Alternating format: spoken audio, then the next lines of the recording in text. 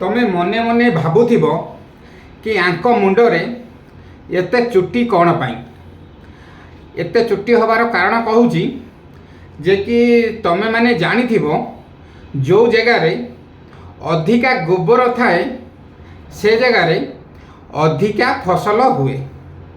तमें जोटा मन मने भाविक हसुच सेटा ठीक नुह कि आंक मुंडरे कौन अच्छी जे फसल अधिका होती। प्रकृत घटना है कि मु भगवान महादेवंक भक्त से मते पानियार आवश्यक पड़ूनी।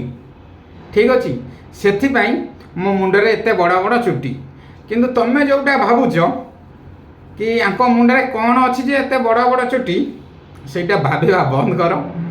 आउ का विषय भी एमती भूल कथा भाविबा उचित नुह। ठीक अच्छे मु महादेवंक भक्त से मु पानियार मोर आवश्यक पड़ूनी। से मोर एत बड़ बड़ चुट्टी आउ जी जहाँ भावुच भाव कौन कर भावे किए कौन क्या मना कर जी जहाँ भावुच भाव।